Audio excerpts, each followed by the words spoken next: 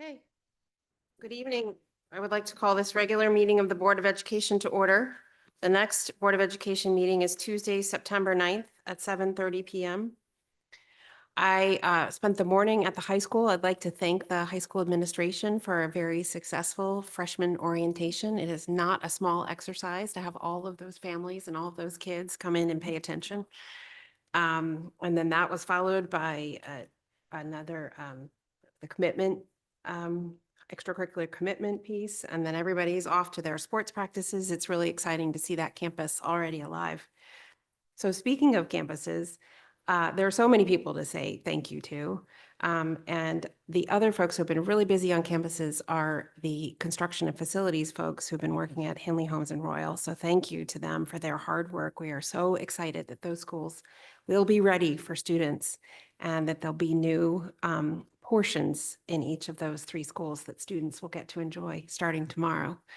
And of course, in addition to facilities, are all the people who have been working, some through the summer and some for the past 10 days or so, but our central office, our building administrators, our nurses, our paraprofessionals, our security professionals, and many, many others, our secretaries.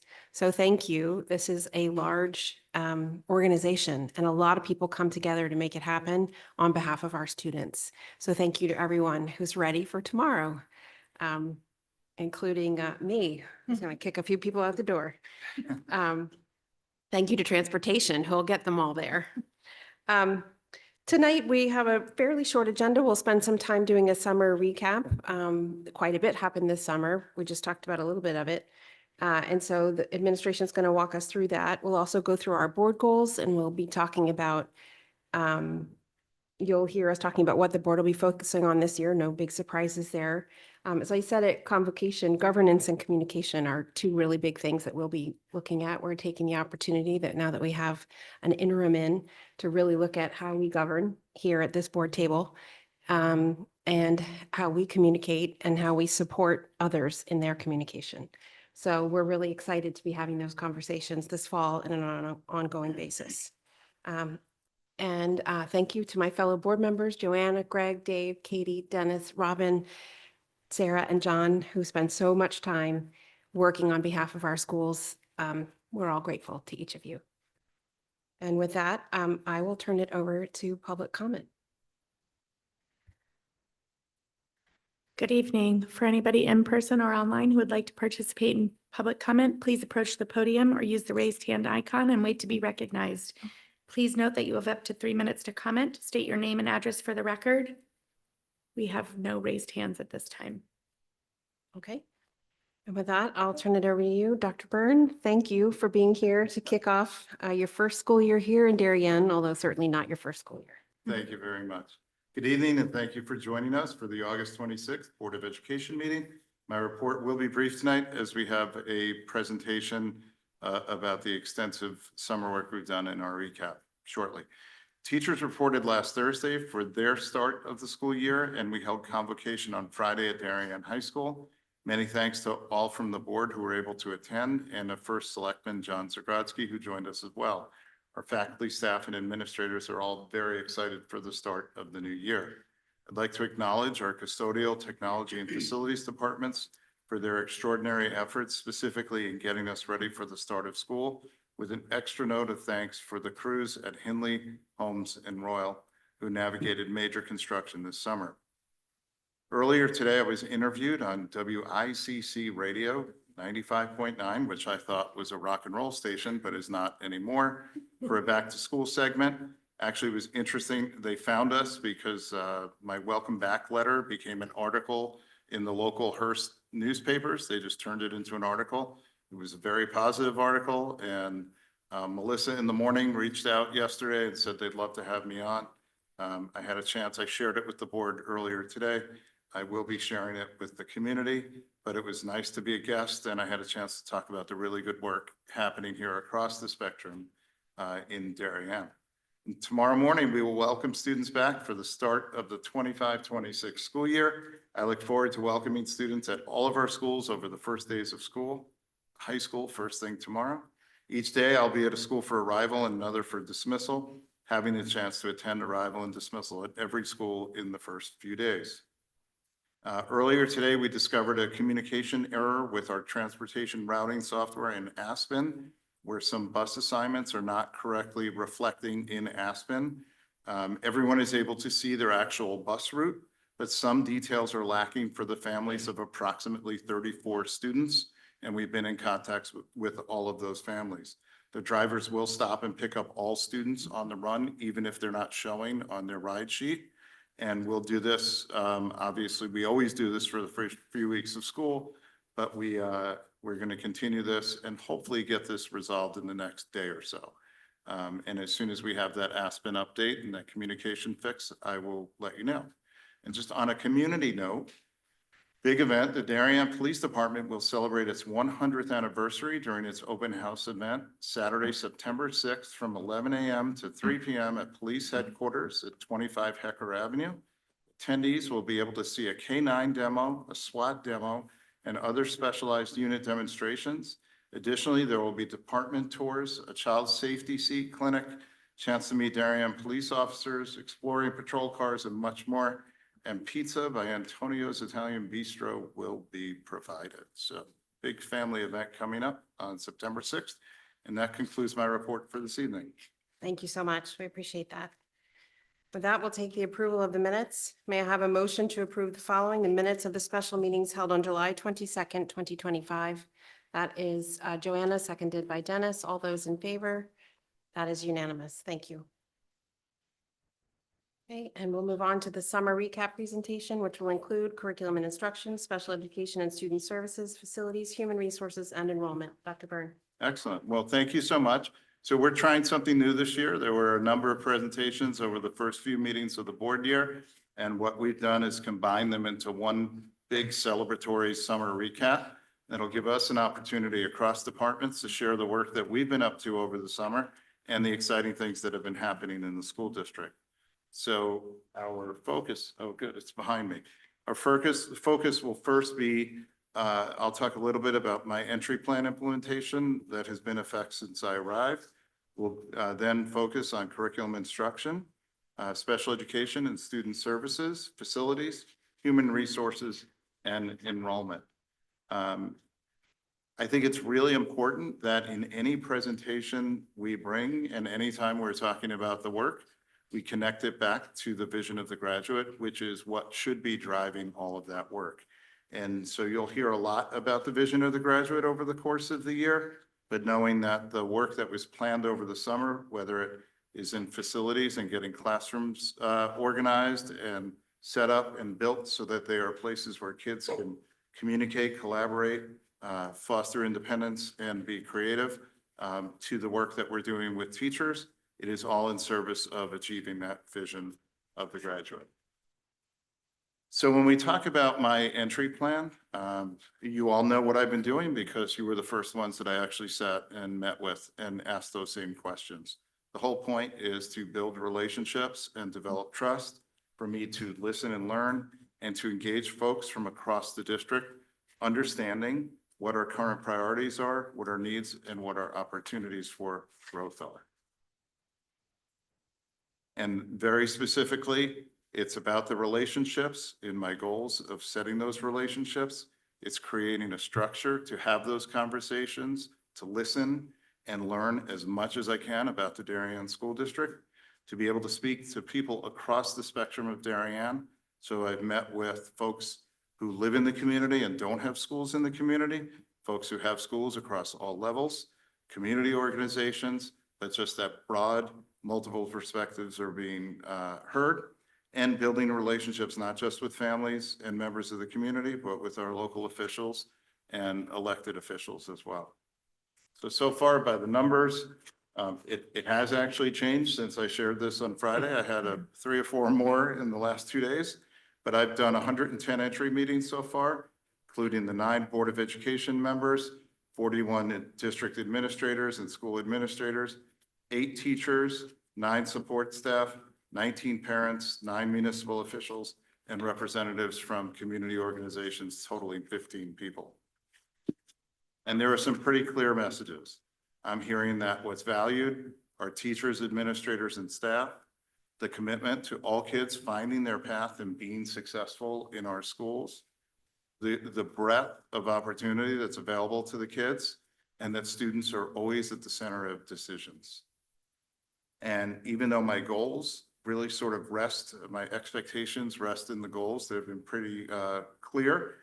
Building relationships, what the community is expecting from me, that I will be visible in the schools and the community, build those relationships, that I will improve our communication both within the system internally and externally, that I will bridge the gap that currently exists between teachers, administration, and the board, that I will build greater community trust in our system, build greater connections between the schools and central office, and help the board and the administration focus on the core responsibility of governance and not the day-to-day operations of the district.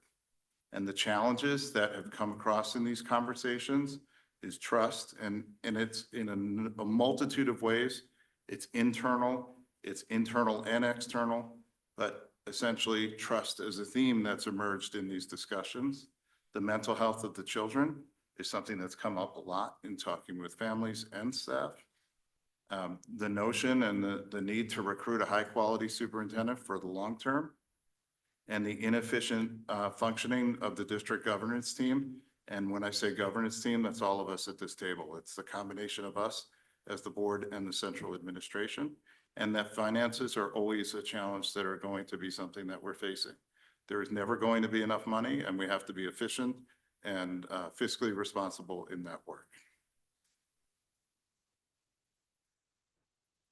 All right, Amy? Any questions on the entry plan piece? I'm sorry. Feel free at any point, you could ask questions. Joanne? I was just wondering, that since you only interviewed 8 teachers, if you thought that was a good number, if it could be higher, if it struck me as like a little low compared to some of the other numbers. It might be. It's a good number for during the summer when teachers weren't available. And I already know that number is going up because there's a lot of them scheduled to come in and meet with me.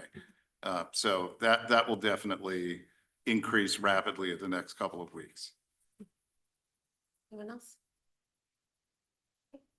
Great, thank you. Thank you. Good evening, everyone.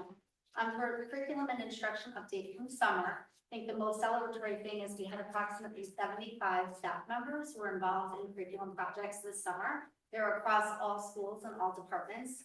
I think it's really also important to note that when we're writing curriculum and working on those projects, we're doing that as general education and special education team from the very beginning of all of those projects. From a curriculum and instruction perspective on the professional learning side, because you can already see there are some of the projects with regard to the levels and departments, we've done a lot of work, as you know, this summer preparing for implementation year 1 with HMH. We had our entire elementary team together yesterday with some coaches or representatives from HMH, and most importantly, our pilot teachers who are leading that work, who have 1 year of experience under their belts. We've also done some work, Shirley and I, together with our teams to have our year 1 of an Orton Gillingham Academy. That work will continue as the year progresses. We are on pace with our curriculum writing. As you know, we have a writing and revision calendar where we're planning out our projects, which also helps to align to our budget cycle. We're on pace also to develop a scope and sequence for every single course and grade level. That's something that's legislated. We learned about that during our board retreat. And also with our administrative retreat with Attorney Mooney. And we're also on page to complete our stage 1 projects, which will all be up and running by the end of the year in EduPlanet. Just gratitude again to the board for expanding the EduPlanet license so that all of our families will be able to have access and all administrators and staff. So that will be new this year, that our staff will actually, all teachers will be able to go on and view the curriculum there. So that's great. And that's my update for curriculum and instruction. Any questions on that? Thank you. Come.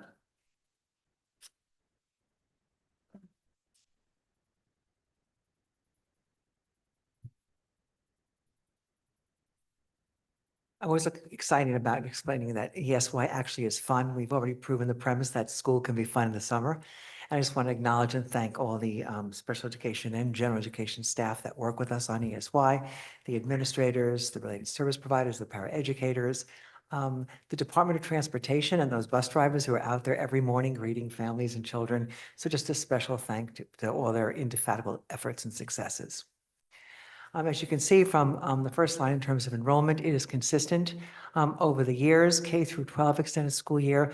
You'll note that there's always more recommendations than students who attend. It's usually about 100 in the differentiation. That's very often because students and families choose to do vacation or have summer plans or other activities they do or camps. So that's been consistent year over year. But as you can see, our attendance is almost identical year to year in the K through 12 plus. ELP, and you might ask the question, why are the recommendations much closer to the actual attendance in ELP? ELP often is seen as a 12-month program. Students who are involved in those developing classes very often attend and look at it as a 12-month program. For the highlights, if you just to note that the left side of the ELP staffing, that's been consistent also, and you can see the number of different providers in terms of from paraeducators through related service providers.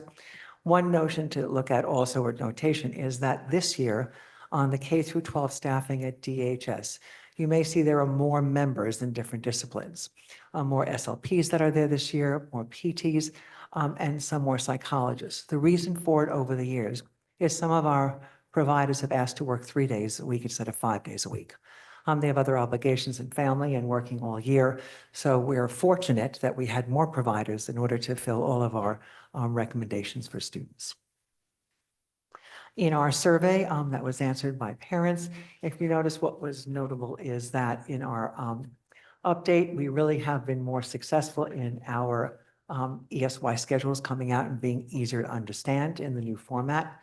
We've been very successful, and again, shout out to our transportation department for pickup and drop off at consistent times, and families also responded all in the 90 percentiles of how much they appreciated the information that was received in a timely manner.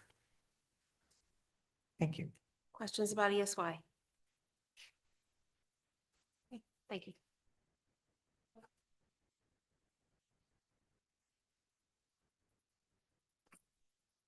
Good evening, everybody.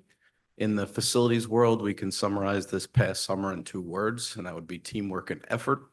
We received a tremendous amount of both, and I just wanted to say a quick thank you not only to our HHR construction team, O&G, AP, but our in-house custodians, maintenance staff, my assistant director, Nestor Aparicio. We worked really hard this summer to accomplish a lot in the capital world as well. Every building was touched on some level of construction or renovation.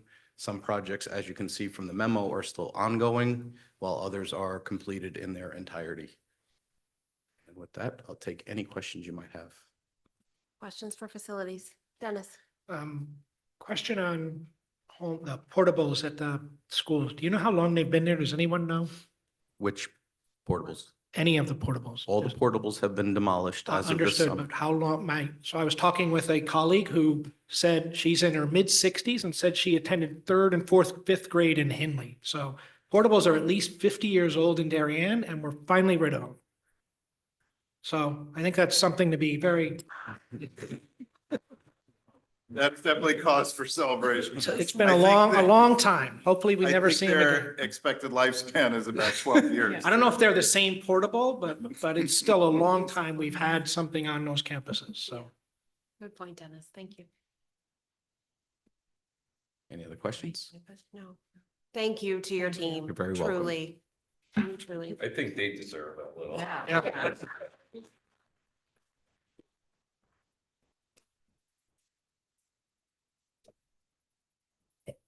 So we had only 33 certified staff openings, 33 teacher openings, which is the lowest by half since I've been here. This is my 11th year. So we're Can you doing. say that again? Yes, I will. I will. Please. It's lower by more than half than I've seen in any of the 11 years that I've been here. So we've been up in the 70s and the 60s. The bad news is that there is a teacher shortage. We were able to fill most of those positions. You can see on the update that we did interview a special education teacher yesterday. That was not a successful applicant. The chorus teacher was, and we're very excited. He's going to be a great addition to the staff. I do want to mention that 2 of the positions at the high school, a special education teacher and a math teacher, are being covered internally by our staff taking an extra class, and we are so grateful. That's a big ask of them, but they stepped up so that we didn't have to settle. And then paraprofessionals. So what happened was recently we had a lot of paras who had been here 20, 30 years retire. And so now it's starting to churn a little bit. So we had more para openings this year, but we are staffed with the exception of 1 at this point. Okay, questions for HR? Okay. Enrollment, is that you, Rich? Yep.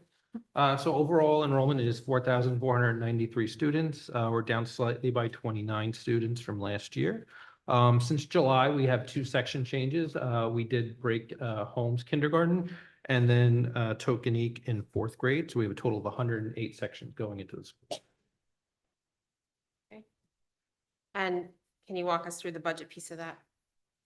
So we budgeted 107 sections, and so we are 1 section over.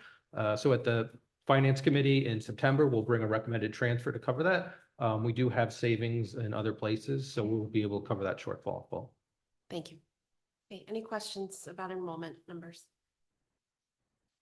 I just wanted to reiterate what something Dr. Burns said in his radio interview this morning, that, the question was, should the district be concerned about the declining enrollment? If you just reiterate what you said, because there's been some, media coverage of our Yeah. declining enrollment. I would say that the headline of that article was quite striking, but it wasn't reflective of the actual numbers. There is a tremendous amount of turn that happens in unpredictability with enrollment pieces. To me, in looking at our numbers and looking at them over the last number of years, there aren't patterns that say there's something awry. People move in, people move out, people decide to go to private school for a variety of reasons. And that's just something that occurs in school districts everywhere. Being within 30, Rich said 29, I thought it was 25, 29, somewhere around there. That's a pretty respectable number. And I will say that demographic studies, as I'm sure you've all scratched your head and wondered when they've been presented in the past, you might as well bring a magic 8-ball and use that to do your demographic studies, because in communities like Darien, the birth rate is inconsequential when you're predicting school enrollments. And the real estate market fluctuations have tremendous impact on whether or not you have people coming and going.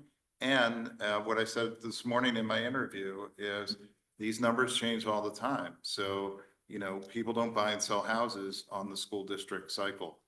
So we'll have students that come to us throughout the school year that move to Darien, and we'll have families that may move out of Darien throughout the school year. And it's certainly something we will monitor carefully.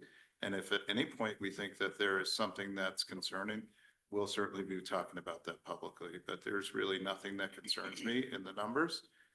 Everyone I've talked to is excited about being in Darien, excited about having the kids back at school.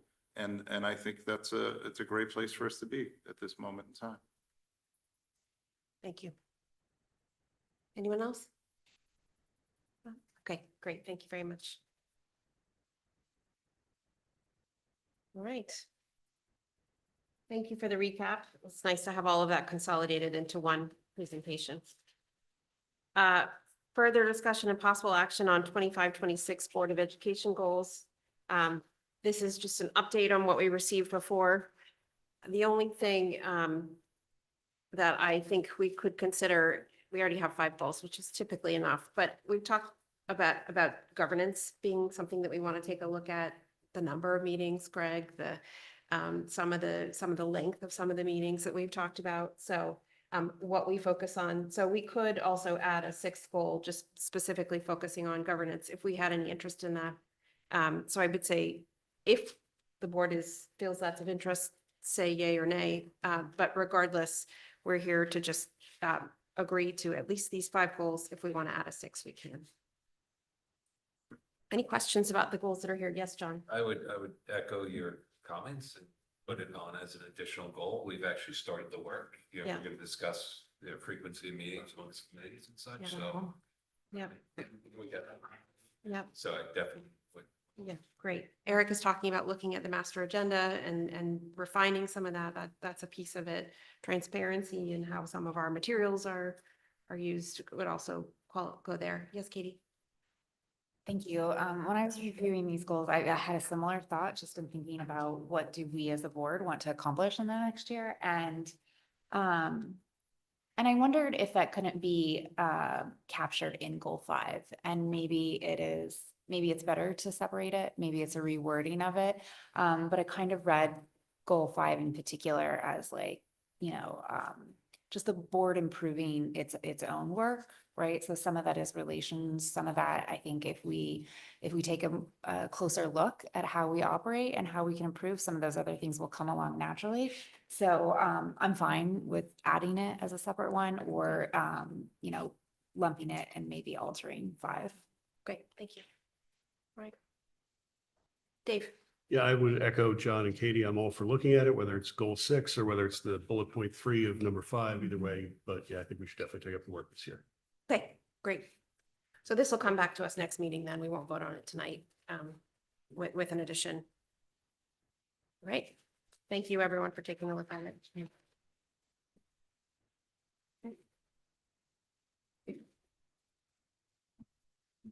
Further discussion and possible action on proposed schedule of 25-26 Board of Education subcommittee meetings. As a reminder, administration went back and just took a look at whether or not we could have a few of our subcommittees meet at a slightly different cadence, meeting more like every other month.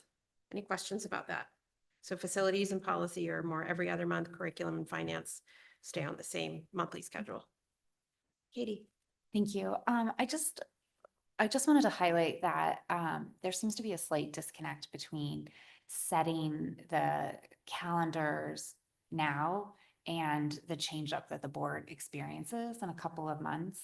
So I just wonder if there's another way to do this, if we wind up having to revisit it. Can we postpone this to November? Do we need to take care of this now? Just a thought, because I do find that sometimes we wind up kind of forcing a fit versus maybe making it optimal. For the actual dates, meaning you don't know if you want the facilities and policy to be every other one, because curriculum and finance, they're staying as they are. Yeah, I guess I mostly mean about, it typically comes down to like which day of the week, right? Depending on who the committee members are, just because the committees change every November, that's setting it now in August, and then we are setting it without knowing who are on those committees and if those particular dates work. That was really my point. Gotcha. I would suggest that we go ahead and put something down, and that the new board take as an action item to take a look at the calendar at that time and see if anything needs to be revised. To that end. Can we just make sure that we highlight that, like, Sure. as we have our, thank you.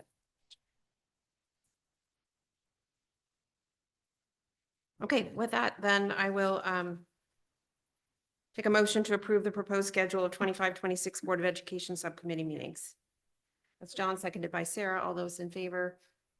That is unanimous. Thank you.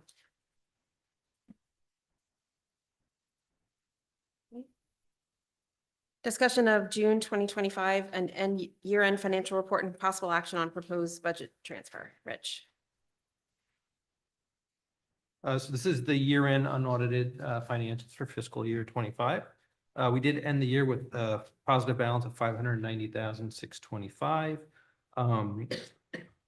That actually should be reversed. $523,000 was related to special education, $67,000 related to general education. I did want to note that if we did not receive the $40 million additional appropriation to excess costs, we would have ended the year with a $62,000 positive balance. So that really is what drove the difference between where we ended and what you see now.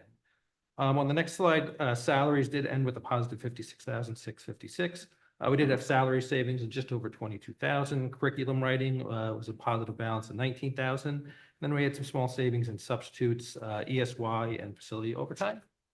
Moving to operating, out-of-district tuition stayed at that positive balance. We were tracking at $281,000. Accumulation of a variety of operating accounts like textbooks, office supplies, teaching supplies, Consumables ended up with just under $18,000 as a positive balance, and then legal fees, primarily special ed legal fees, ended the year with a positive balance of 15,000, and then textbooks were a positive 7,700. Moving to fixed, we ended the year with a positive balance of $20,000. We did have a little bit of positive balance in electric for 13,000 and a little bit in water. And then payroll taxes were slightly better than anticipated by about 5,000. And then workers' comp and insurance by less than 1,000 each.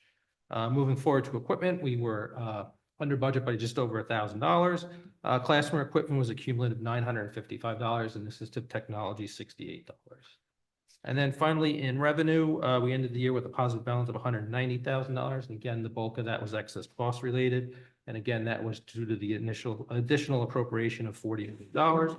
And then we had some shortfalls of field advertising, Medicaid, rentals, and then ELP tuition that we talked about previously. And then overall, there are no transfers for approval to end the year. Any questions? Joanna? Oh, well, my first question is, are we getting the same report when we have the finance committee meeting? Because I have like smaller nitty-gritty questions that would normally ask only in that context. This is it. So I was just wondering why you thought the building and field rentals fell short of expectations. So a lot of what we rent for field and building depends on the number of participants that we have. And so we assume a certain amount of participants are gonna be there, whether it's for specific field rental, that fell short a little bit. Then building rentals, it depends on the amount of hours that they use, primarily at the high school auditorium. So if we thought it was gonna be 6 and it ended up 4, we'll collect a little bit less. That's primarily why we were short. Do another one. I also wanted to inquire about the curriculum writing. We seem to have a significant amount of savings there. I was wondering if something changed in your plan or how that could be captured in the future when we're budgeting.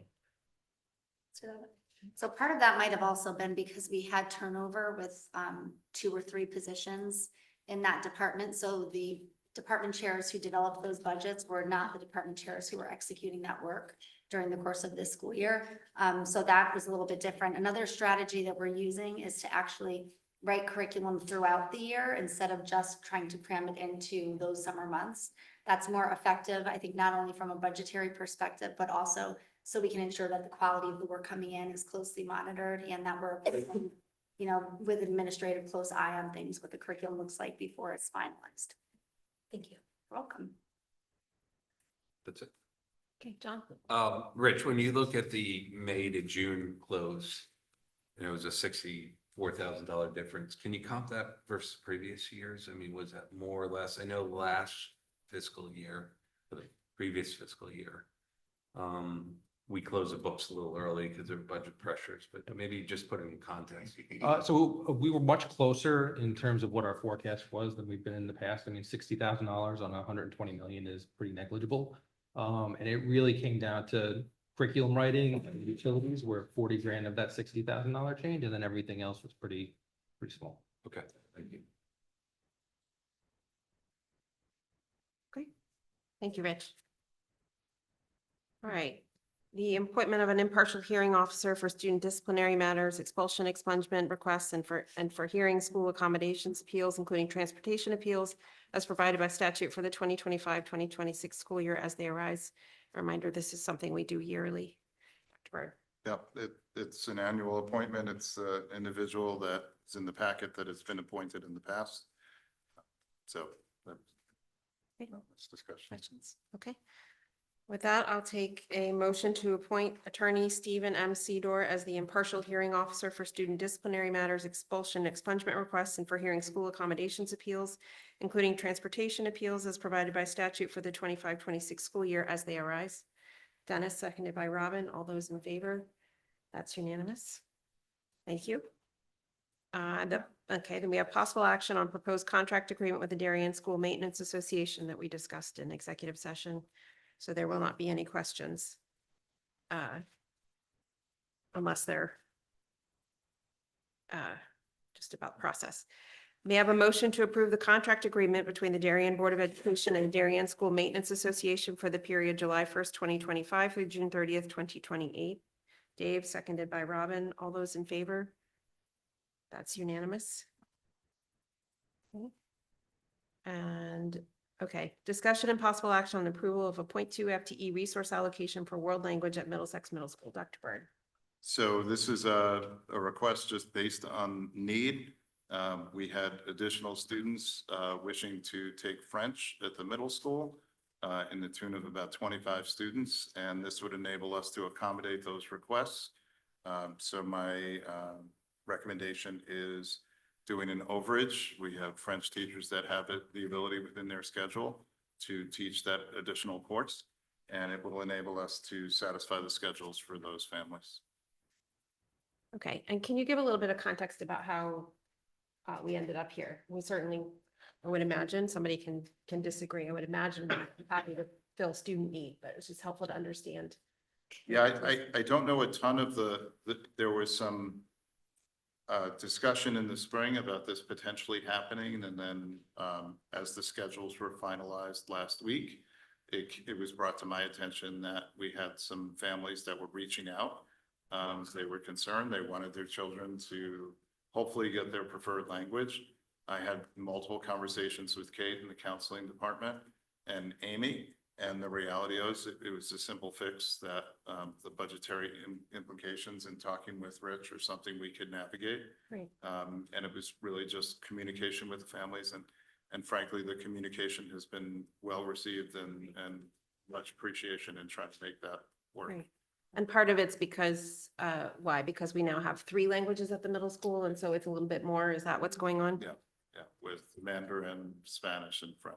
Okay, So does that mean there's an overage or, underage of another language where there's somebody teaching? Well, what you will typically see is lower numbers in Mandarin. And that's something we have to certainly monitor and keep an eye on, because it is a very, very challenging language to learn. Spanish is traditionally the most popular among the kids, and then French, but it's something for us to keep an eye on as we go into budget planning for next year. Joanna. This is a particularly large class. I think it's the largest grade in the district. So are you going to need to make this adjustment every year, or do you anticipate being able to plan for it? I would imagine that the numbers will be pretty consistent going forward. I don't know what the incoming class numbers are right at this moment in time. I'll probably be better at that in a couple of months, but and depending on what the class size, that will be in 8th grade that's moving out. But it's something that we will look at in our budget development and really make sure that we're planning appropriately, and hopefully we don't end up in this place next year. Well, thank you to all of you all for getting on it and getting a staff person in place. We appreciate it. Okay. May I have a motion to approve a 0.2 FTE resource allocation for world language at Middlesex Middle School for the 25-26 school year? Dennis, seconded by Robin. All those in favor? That's unanimous. Okay. Right. Personnel report, March? I don't have anything to add. Yeah, thank you. Okay. Follow-up action items. I didn't take note of any other than the governance goal, but that will come from administration. Okay. With that, we'll open it to public comment. Good Joanna. evening. If anybody in person or online would like to participate in public comment, please approach the podium or use the raised hand icon and wait to be recognized. Once recognized, please state your name and address for the record and note that you have up to 3 minutes to comment. We have no raised hands at this time. Okay, and no one in the audience is at the podium. So with that, I will take a motion to adjourn. Okay, Dennis, seconded by Joanne.